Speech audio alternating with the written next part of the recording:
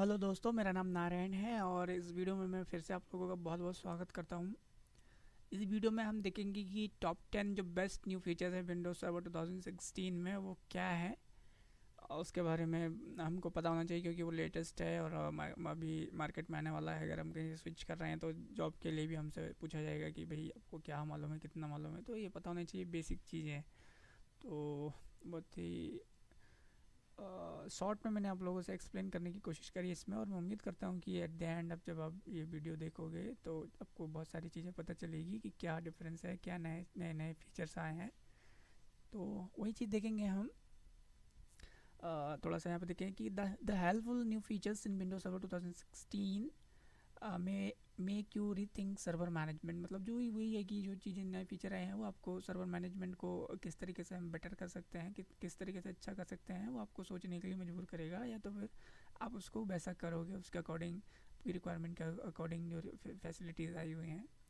Microsoft Windows server 2016 is now generally available and rolling out on out to customers. मतलब available हो गया है, Microsoft ने इसको लॉन्च कर दिया है 2-3 महीने, 3-4 महीने हो गए हैं शायद उसके पहले। तो ये अवेलेबल है, तो ये यूज़ में होगा। इंडिया में उतना ज़्यादा नहीं है अभी यूज़ में, अभी 12 ही यूज़ कर रहे हैं। तो आने से पहले हमें चीज़ें पता होनी चाहिए, वही हम इस वीडियो में देखेंगे एक एक करके।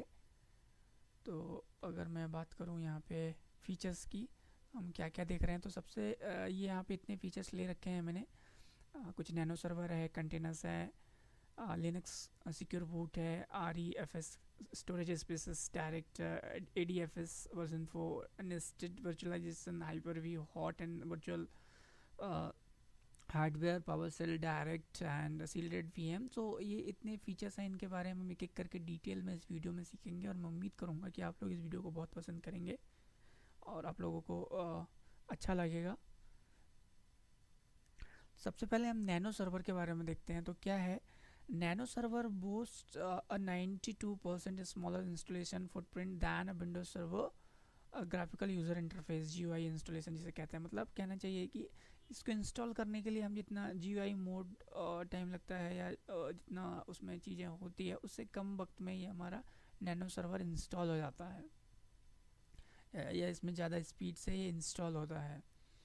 और apart from that, there are few more good reason may make you start running nano for at least some of your windows server workloads। मतलब apart from ये जो जल्दी इंस्टॉलेशन हो जाता है, या ये और क्या है, तो उसके अलावा भी बहुत सारे फीचर्स हैं इसमें जो हमको इसको यूज़ करना चाहिए, ये हमको फैसिलिटी प्रोवाइड करता है।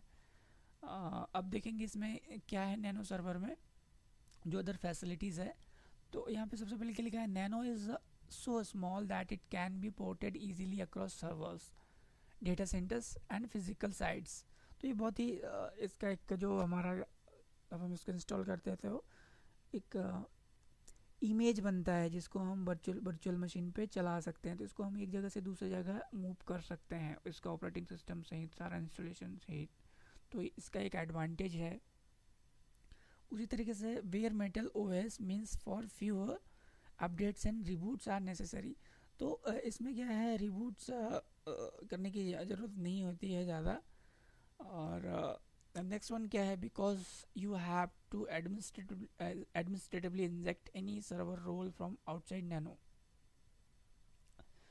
The server has much reduced attack surface when compromised. कहने का मतलब ये है कि क्या कहते हैं, जब हमारे पास जो जियोग्राफिकल, जैसे ग्राफिक यूज़र इंटरफेस बोलते हैं हम, GUI मोड, उस पर हम किसी भी रोल को इंस्टॉल करना है या फीचर को इंस्टॉल करना है तो हम ऐड फीचर्स या रोल में जाते हैं। बट यहाँ पे सारा का सारा हमको कमांड बेस से करना होता है। तो उसके लिए क्या होता है, हमें कमांड पता होनी चाहिए। तो यहाँ पे क्या है, कोई अटैक नहीं हो सकता है और यहाँ पे सिक्योरिटी रहती है इस पर। दूसरी चीज़ नैनो के बारे में है, nano host the most common Windows server workload including Hyper V host. तो ये हाइपर वी होस्ट मैंने बोला था अभी उस पर चलता है। उसी तरीके से है, nano is intended to be manage complete remotely. हम इसको रिमोट पे भी मैनेज कर सकते हैं। However nano does include a minimal local management UI called nano server recovery console. मतलब इसका है कि हम इसको रिकवरी कंसोल, इसका भी खुद का एक कंसोल है, जैसे कि पीछे पिछले इस स्लाइड में था ये। तो हम इसको यहाँ से भी मैनेज कर सकते हैं, यहाँ से भी कॉन्फ़िगर कर सकते हैं। तो जिसको हम नैनो सर्वर रिकवरी कंसोल बोलते हैं। वही चीज़ लिखा है कि प्रीवियसली में shown in the previous screenshot that allow you to perform initial configuration task. तो ये नैनो सर्वर है जो कि हमको GUI से अलग इंटरफेस देता है और सिक्योरिटी देता है, सिक्योर है। उसी तरीके से दूसरा फीचर है इसका कंटेनर्स, जो विंडोज सर्वर 2016 में अवेलेबल है, 2012 में अवेलेबल नहीं है। मैंने एक और वीडियो अपलोड किया था कि डिफरेंस बिटवीन सर्वर 2012 एंड 2016, उसमें भी मैंने बताया कि ये कंटेनर अवेलेबल नहीं है 12 में, 16 में अवेलेबल है। तो देखेंगे इसमें क्या है। Until now, containers have existed almost entirely in Linux and Unix open source world. तो जो containers था इसमें अवेलेबल था, क्या कहते हैं, Linux और Unix में। Then they allow you to isolate applications and services in a agile, easy to administer way. Windows Server 2000 तो ये क्या था पहले, इसमें 16 आई मीन माइक्रोसॉफ्ट में अवेलेबल नहीं था, यहाँ पे ये Linux और Unix में अवेलेबल था ये फीचर। तो अभी क्या है, Windows server 2016 offer two different type of containerized Windows Server instances. तो अभी विंडोज सर्वर में ये दो तरीके के आए हैं, हम देखेंगे क्या। पहला है विंडोज सर्वर कंटेनर और हाइपर-वी कंटेनर। तो दोनों का क्या रोल है यहाँ पे। This container type is intended for low trust workload where you don't mind that container instance running on the same server may share some common resources। तो जो विंडोज सर्वर हमारा है कंटेनर है ये, कि ये कॉमन रिसोर्स को share करने के लिए हेल्पफुल रहता है, और जो कि अभी लेटेस्ट है, जो विंडोज़ 2012 में अवेलेबल नहीं था। उसी तरीके से एक हाइपर-वी कंटेनर है। So this is not a Hyper-V host or virtual machine. Instead, it's a super isolated containerized Windows Server instance that is completely isolated from other containers and potentially from the host server. Hyper-V containers are appropriated for high trust workloads. So ये जो था ये लो trust workloads के लिए use होता है हमारा जो विंडोज सर्वर कंटेनर्स था। बट हाइपर-वी को हम बात करें तो ये क्या कहते हैं, हाई ट्रस्ट वर्कलोड्स के लिए यूज़ होता है। तो ये दोनों में डिफरेंस है कंटेनर्स का, जो कि अभी हमें अवेलेबल है। आगे देखेंगे जो नेक्स्ट फीचर है उसमें क्या है। इसमें नेक्स्ट फीचर है हमारे पास लिनक्स सिक्योर बूट। तो अभी इसमें क्या चेंजेस हैं। Secure boot is part of unified extensible firmware instances, जिसे हम UEFI बोलते हैं specific, and that protects a servers startup environment against the injection of root kits और other assorted boot time malwares. तो इसमें क्या है, ये लिनक्स बूट सिक्योर का एक ऑप्शन है जो कि किसी भी रूट किट के इंजेक्ट होने से हमको प्रिवेंट करता है। और चीज़ और देखते हैं इसके बारे में क्या है। The problem with Windows Server based secure boot is that your server would blow up। मतलब इसके साथ प्रॉब्लम भी था पिछले टाइम पे, या है भी कह सकते हैं। अगर हमारे पास ये सिक्योर बूट वाले सर्वर हैं इस तरीके के, तो वो फट सकते हैं। If you try to increase a Linux based generation two Hyper-V virtual machine because the Linux kernel driver were not part of the trusted device store। तो ये जो फीचर था ये ट्रस्टेड डिवाइस स्टोर वाला विंडोज सर्वर 2000 आई मीन जो Windows का operating system थे उसमें नहीं थे। बट अभी क्या है, और इसकी वजह से ना होने की वजह से ये हमारा ब्लास्ट भी हो सकता था सर्वर यहाँ पे। बट अभी क्या हुआ है, now days the Windows server and Azzur engineering team seemingly love Linux. मतलब अभी वो लिनक्स पे भी फोकस कर रहे हैं। Therefore we can now deploy Linux VMs under Windows server 2016 Hyper-V with no trouble without having to disable the otherwise still a secure boot feature। मतलब अभी जो विंडोज सर्वर 2016 है उसमें हम secure boot Linux secure boot को हम disable कर सकते हैं। तो इसमें भी ये प्रॉब्लम नहीं है जो कि पहले थी अगर हम सर्वर 2012 की बात करें तो। अब नेक्स्ट फीचर के बारे में देखेंगे। नेक्स्ट फीचर है REFS। तो REFS का फुल फॉर्म है रिसिलिएंट फाइल सिस्टम, जैसे कि एंटीफेस होता है हमारा फाइल सिस्टम, और जो पहले का था। उसी तरीके से इसमें यूज़ हुआ है रिसिलिएंट फाइल सिस्टम, जिसे हम REFS बोलते हैं, is a new local file system. It maximize data availability despite error that would historically cause data loss और डाउन टाइम। तो ये बहुत ही अच्छा है एज़ कम्पेयर टू हम NTFS और जो उसके पहले था फैट जिसे हम बोलते हैं। तो ये हमको क्या कहते हैं, एरर के टाइम पे भी डेटा अवेलेबल करा देता है। यहाँ पे लिखा है it maximises data availability despite error that would historically cause data loss और डाउन टाइम। तो उस वक्त भी उसके लिए भी हमको ये हेल्पफुल है। Data integrity ensures that business critical data is protected from error and available when needed. तो इसी के लिए हमें है कि इसकी डेटा इंटीग्रिटी को भी ये बचा के रखता है, उसको सपोर्ट करता है, हेल्पफुल है।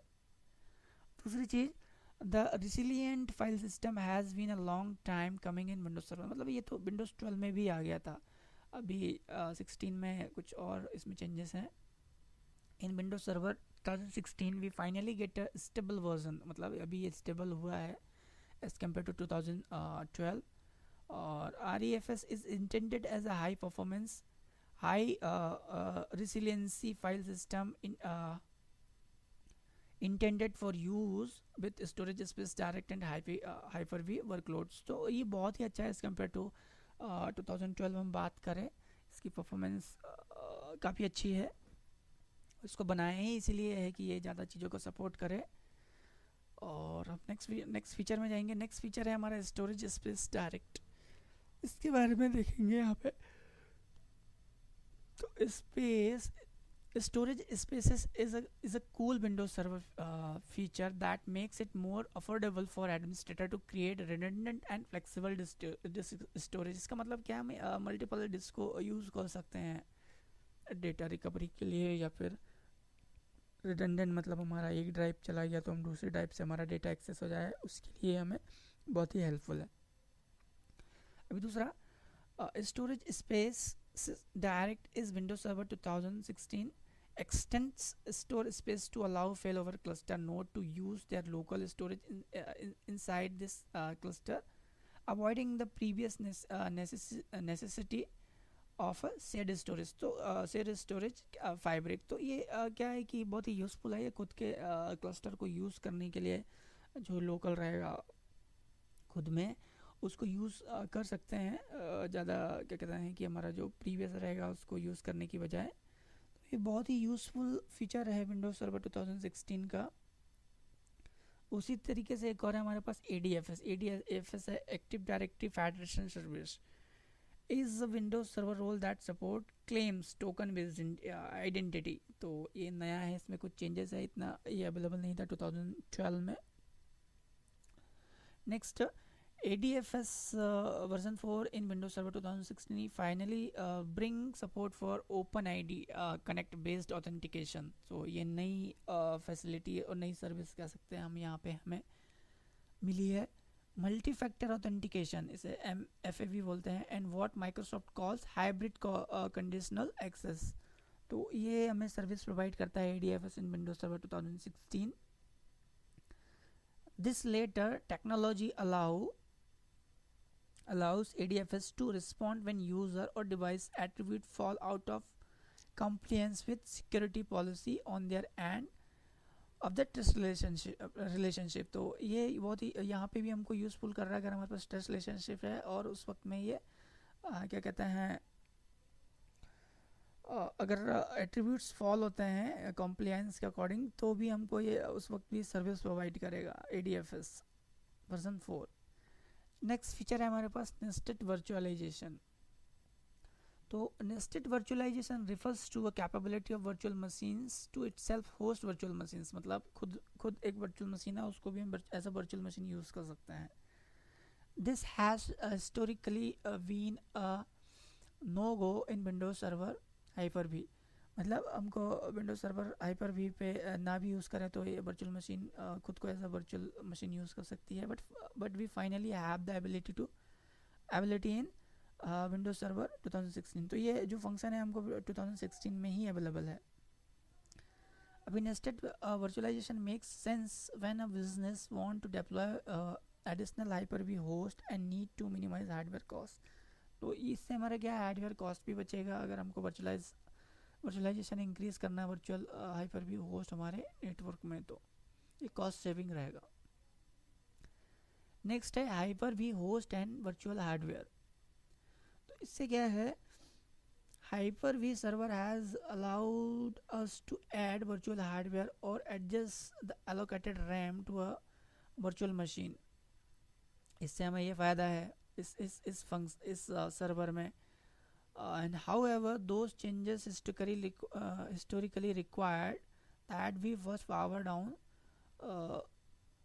the virtual machine in Windows 2012। अगर यहाँ पे मिस हो गया 2012 में, हमको क्या होता है, इसको शट डाउन करना होता था अगर हमको कोई हार्डवेयर लगाना है या कुछ चेंज करना है। तो बट यहाँ पे क्या है, server 2016 we can now hot add virtual hardware while VMS are online and running. तो ये क्या है, एक एडिशनल हमको यहाँ पे फैसिलिटी है कि हमको सिस्टम शट डाउन करने की ज़रूरत नहीं पड़ती है और हम वहाँ पे हार्ड डिस्क चेंज कर सकते हैं, आई मीन रैम, हमारे जो NIC इंटरफेस चेंज कर सकते हैं, या कोई हार्डवेयर का एडजस्ट करना वो चेंज कर सकते हैं और सिस्टम शट डाउन करने की ज़रूरत नहीं है।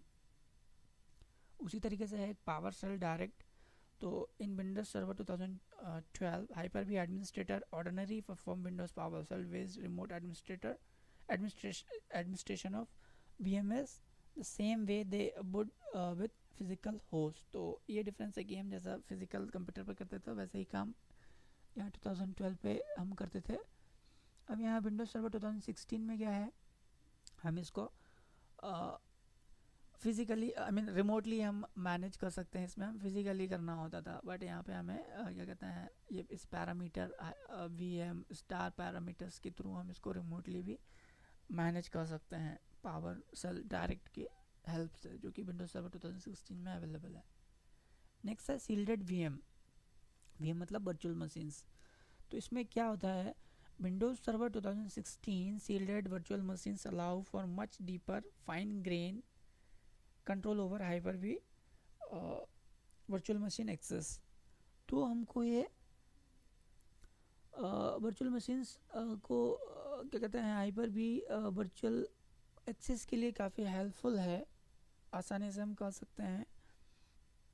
फॉर एग्जांपल यहाँ पे देखें कि Hyper-V host may have virtual machines from more than one tenant, and you need to ensure that different Hyper-V admin group can access only their designated VM by using BitLocker drive encryption to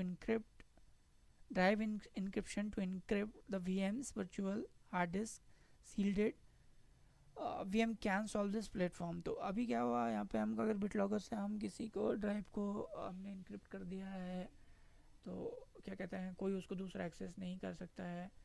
but अगर अब हम अगर ये feature use करते हैं shielded VMs, तो उसके through हम इस प्रॉब्लम को रिजॉल्व कर सकते हैं। तो हम इन सारी चीज़ों के बारे में अगर देखें, इन सारे फीचर्स को, तो हमें पता चलेगा कि हमने एक कंप्यूट और वर्चुअलाइजेशन और सिक्योरिटी 3 चीज़ पे हम इस विंडोज सर्वर के वर्जन ने फोकस किया है, और इसका मेन एम ही इन 3 चीज़ों पे फोकस करना था, और हमको इन 3 चीज़ों पे काफ़ी यूज़फुल है ये। इस वीडियो में इतना ही था। आप मेरे चैनल को सब्सक्राइब कर सकते हैं। मेरे चैनल का नाम है CCNN MCITP, और नीचे जो URL है इसको बगैर कोई मिस्टेक के अगर टाइप करें तो भी मेरा चैनल यूट्यूब पे आ जाएगा। वहाँ से आप बहुत सारे वीडियोस देख सकते हैं, विंडोज सर्वर 2016 और CCNA के भी वहाँ से सीख सकते हैं। प्लीज़ इस वीडियो पर कमेंट कीजिए, सब्सक्राइब कीजिए, लाइक कीजिए, शेयर कीजिए, ताकि ये ज़्यादा लोगों तक पहुंच सके, और मेरे नेक्स्ट वीडियो के लिए वेट कीजिए।